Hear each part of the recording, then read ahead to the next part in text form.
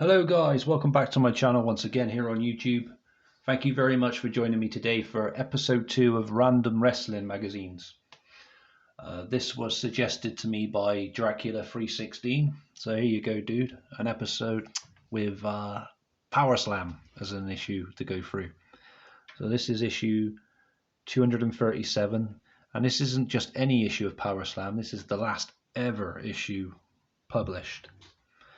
So as you can see, what John Cena on the front there, Money in the Bank full coverage, 10 greatest angles and turns, PS State of Wrestling address, plus CM Punk, Adam Cole, The Hurricane, King of the Ring 1998, and Cena steps in. So this cost $3.25 here in the UK when it was available. And we open up and we're greeted by a lovely picture of AJ Lee with the then Divas Championship. Hello AJ. And then here's the contents. So issue 237 was from August 2014. Here's details of the editor, writers and photographers, etc. And the contents as well as we scroll down.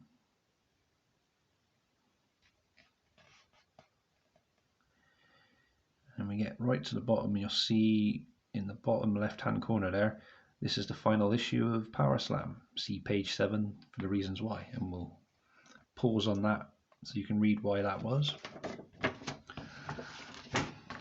I used to love buying this every month along with WCW Official magazine, and then when WCW went out of business, I carried on buying powerslam because where I was living at the time, we never had internet access, and this was the only place I could get all my details of deals and arrivals and departures, injuries, etc. Even though it was on like a month delay, but it was always good to pick up a copy of this and then read and find out what's happened to wrestlers I haven't seen on TV, or why they've gone to a different promotion and I wasn't aware of it.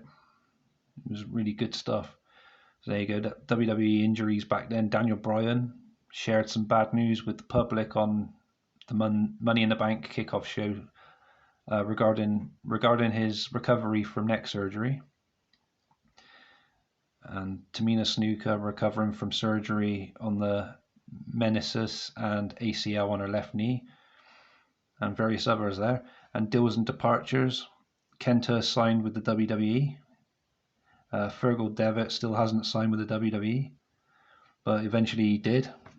Fergal Devitt, Finn Balor. Chris Jericho returned to the 30th of June Raw. There's the GOAT, Daniel Bryan, with the World Heavyweight Championship and WWE Championship there. And a picture of Adrian Neville, or Park as he's known now, best in Brodus Clay. Deals and departures then, so they had quite a big release of some of the roster back here in, was it August 2014 I said? So JTG, Yoshitatsu, Brodus Clay, Jinder Mahal, just to name a few there. And the big show, as in covering the results from Payback. I said August, didn't I, guys? Yeah, it is August. So yeah, this is definitely from August, this issue. August 2014. Then we got other news, and plus coverage of TNA there as well. The way they've got the columns laid out is hard because it just goes down and then back up and then down and then back up and then down again. I'll try and go slow so you can pause and read. You may have to rewind as well because of the way the columns are. If that's too far away, guys, I do apologise.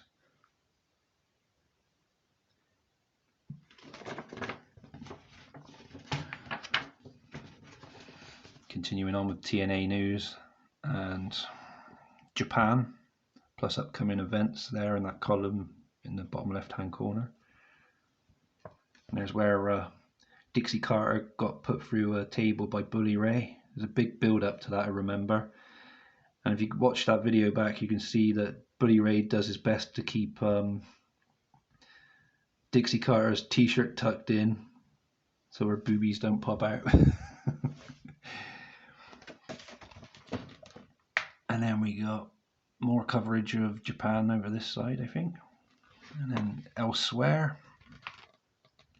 And then we got the US television ratings, which I used to love spending time reading. Raw, SmackDown, and Impact's viewers, the audience they've attracted. And I wish I could do that with Rampage and Dynamite and Impact nowadays. Maybe there is a website that you can go on to do that, but I haven't bothered spending time to have a look, to be honest. But it is an interesting read for me anyway. I'm sad like that proper wrestling nerd when it comes to statistics, etc. And there's the reason why this is the end of Power Slam. If you were to pause and read, let me try and keep my hands still. There we go.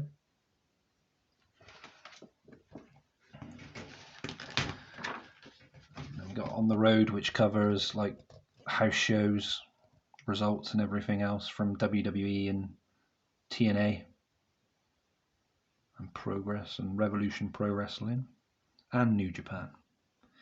And then notes there as well.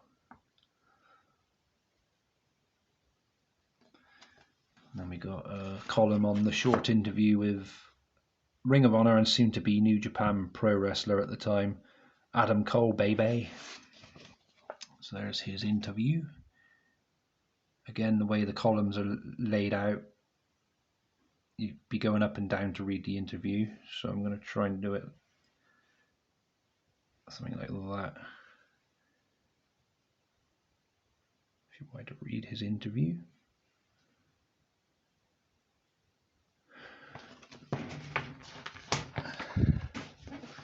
And we got out there on Twitter, so a roundup of the best tweets from people in or associated with pro wrestling industry. Hornswoggle's tweet: 8 years ago today I debuted in WWE. I think since then I have proven I'm not just some circus act. And then there's various other stars there: Davey Richards, Ricochet, Dixie Carter, Matt Sydal, Drew Galloway, did I say him? CM Punk.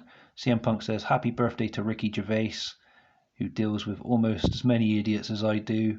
May you have a blessed day full of blessings. Hulk Hogan there as well, congratulations to my favourite wrestler John Cena. The champ is here, thank God. Now he can keep things straight in the WWE for a change. Some interesting tweets back then. And then there's a column on Strike Zone MMA coverage. I don't mind MMA and UFC, but I'm more of a wrestling fan. I can watch some of it. And there's a column on Second Thought, if you want to read that.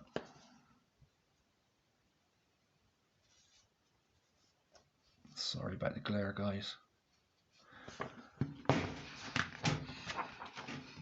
Q&A pages. They used to be just one page long, but this issue has two. I used to like reading some of the questions they'd ask.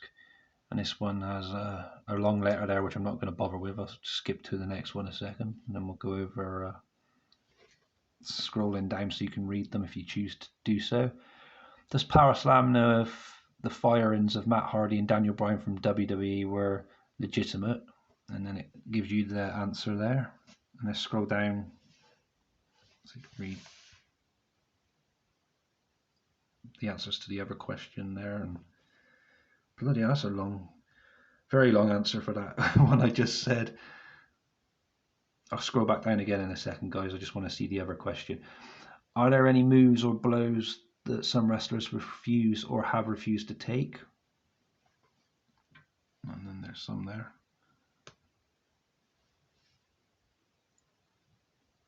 Some answers. Scott Steiner's name and Bret Hart I can see in that answer to that question then. And then there's a question about Michael Cole there, how long he's worked for WWE, and some other questions. And then it continues on, as I said, to the next page.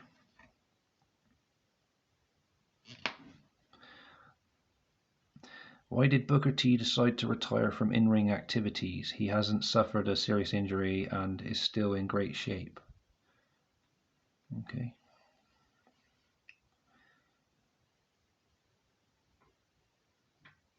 Look at that question. Does powerslam believe a WWE versus NXT pay-per-view could succeed if it were booked correctly?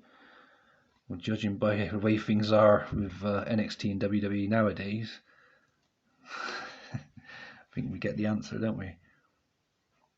I'll try and move my thumb out of the way in case you wanted to read any of that other question there as well. That's the answer to that other one. That's another ridiculously long answer. But it's a fun read, as I said. I spent hours reading some of these. It's good to just pick up an old wrestling magazine and spend some time looking back through of what was. There's DVD reviews or Blu-ray reviews or whatever. So Batista the Animal Unleashed. What's it all about? Strengths, weaknesses. I don't own that one, guys. And it gives a star rating as well. Look, 1 being terrible, 2 mediocre, 3 good, 4 very good, 5 excellent. And that Batista one got 3. United We Slam, the best of the Great American Bash Blu-ray and DVD set.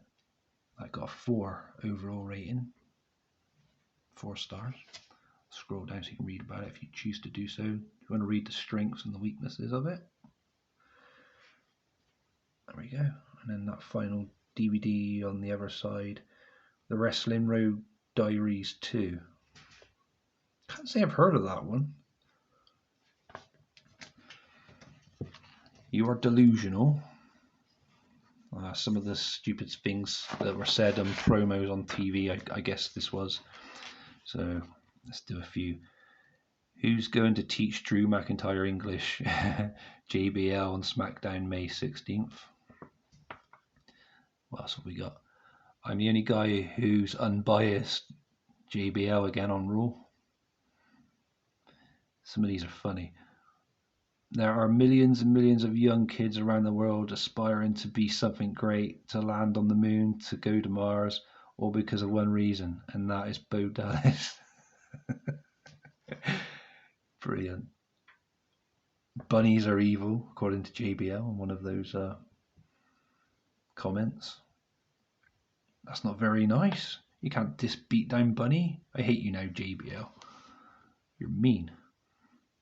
How fucking dare you? Anyway, moving on. We have various random photos there.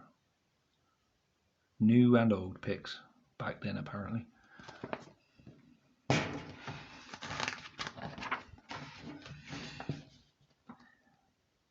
The Partial History of Wrestling on Pay-Per-View, Part 50. Yeah, so if you want to read the other 49 parts, I've just got to make another 49 videos for you guys. This is like WCW Great American Bash 1998, giving results and attendance records, location, etc., and a review of the pay-per-view itself. Try and scroll out a bit so you can read it. What did I say? Scroll out a bit. Move out a bit. Sorry, guys. It's King of the Ring 98 on the other page. I'll do the same so you can read that too, if you choose to do so. No pressure. There we go. And then the next page, which still covers King of the Ring. I think that is some of that left-hand side. Bash at the Beach 98 as well.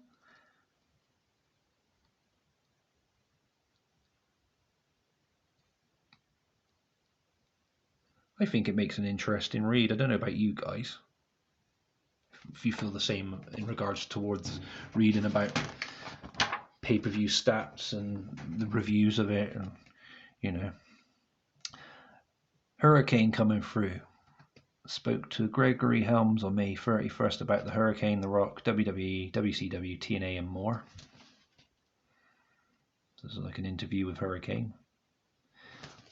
I don't know if you can see it like that, if I bend it like that, so I'll bring it forward a little bit. Again, with the way the columns are laid out, might be doing an up and down kind of thing with the from when you're reading it.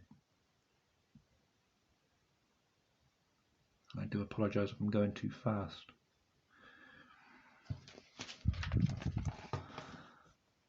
Some more of it on this side. Keep getting my thumbs in the way. I do apologise for that too, guys.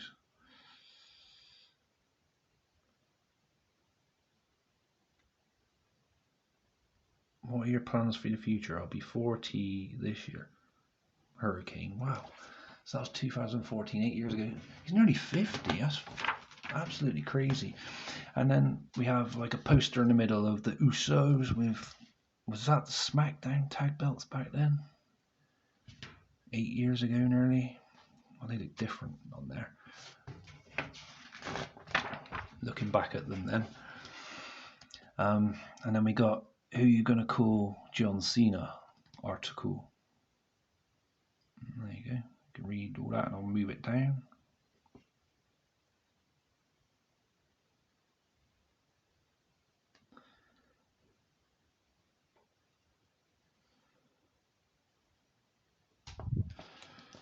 Move on to this page as well.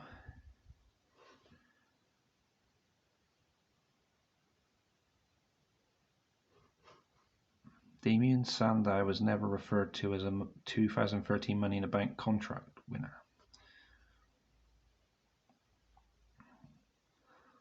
Poor page being stretched really badly there.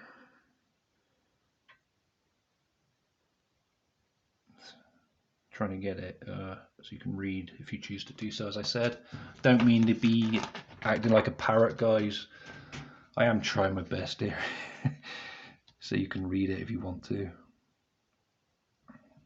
Continuing on, I guess that is that John Cena column. It's not just John Cena, there's other superstars mentioned in this.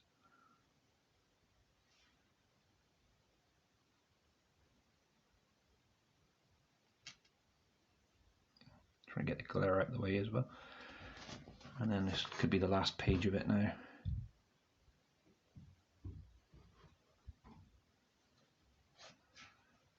That glare is annoying. I don't know why it's doing that. There we go. Triple H and Steph there. Really pissed off look on their faces. The powerslam State of Wrestling column or article, whatever you want to call it. If I put it like that, that's all of it there then, if you want to read it, guys. You let me know in the comments below if you're unable to read it, if I've gone too far out, so I'll know for future videos when I do the magazines. All I can do is apologise. I am truly sorry about that, guys.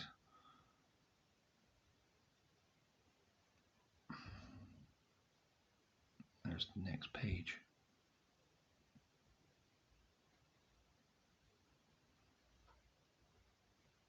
There we go. Well, the boss looks different there as well in the bottom right hand corner. Back then. Wow, this is a very long article.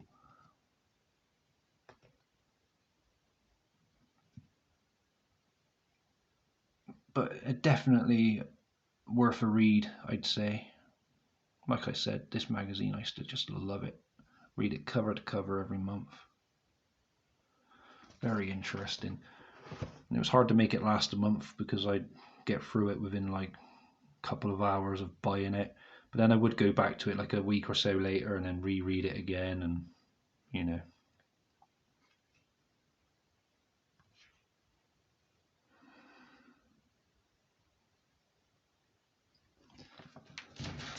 It's really nice photos in there as well. And it's still continuing on with this article. It's really long. I'm not complaining. Honestly, it's a good read.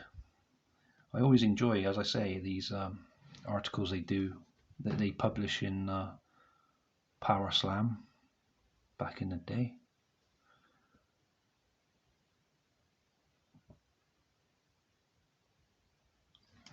I'm sure this has to be the last page of it now, he says.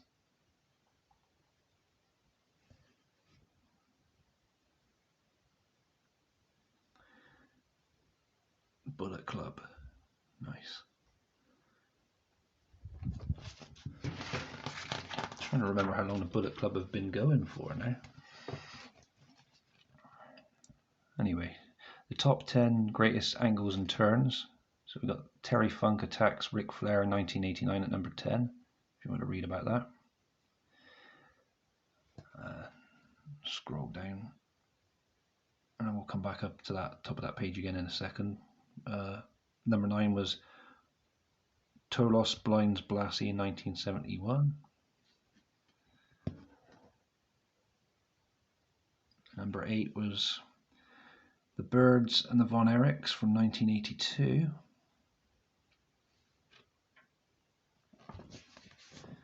Continues on over here.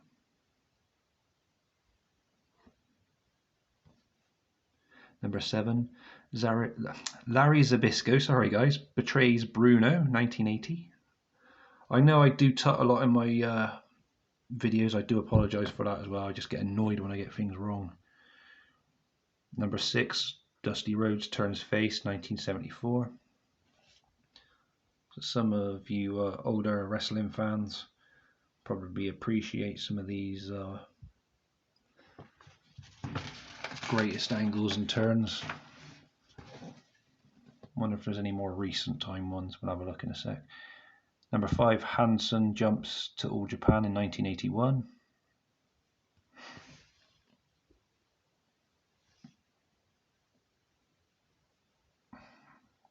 Nice picture of Bruiser Brody and Stan Hansen there from December 1983. Brilliant stuff. Number 4, Andre turns heel on Hogan, 1987. And then number 3, Savage turns heel on Hogan, 1989. Some of those are quite memorable for me. That's more my kind of timeline from when I was a kid, remembering that kind of period of wrestling. Number 2, Hulk Hogan turns heel, 1996. So that's the formation of the NWO. I don't know what it's been about this week. Everything's been NWO related that I've been reading or taking part in, whether it's video games or videos I've been doing for you guys, even magazines I read. Crazy stuff. Number 1 is Austin confronts Tyson, 1998. That's obviously the build up to WrestleMania 14. We had the mail, which had letters sent in to the powerslam, but I don't think, well, some of them got answered, but not all of them. They wouldn't always answer all of the letters. I don't know why. Seems a bit stupid, but maybe they're more of just rants rather than questions. And then we got a photo gallery on this side.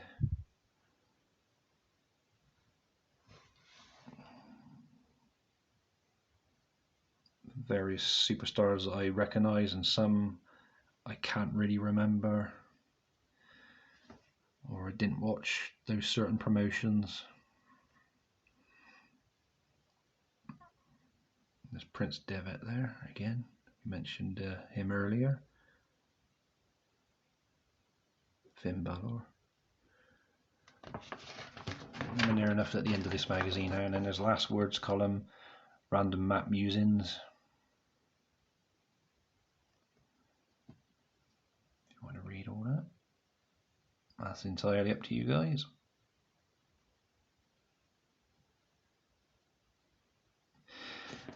Then we got a gorgeous picture of Velvet Sky on the inside back cover.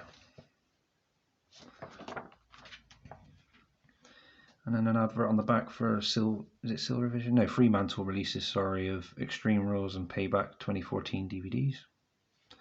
So yeah, that covers this then, guys. Hope you enjoyed it. I'm sorry if I went fast and slur my words or anything annoying like that. And I hope you enjoyed it as well. Duckula 316. So there you go, dude. There is an issue of powerslam. If there's any others you guys want me to do, just drop it in the comments below which ones. I've got WCW ones as well, as I said. Some other WWE ones and powerslam. But yeah, there you go. It's an issue of powerslam. The last ever issue of powerslam. Hope you enjoyed it, guys. Please feel free to like and subscribe if you haven't done so already. Take good care of yourselves. Stay safe. Peace.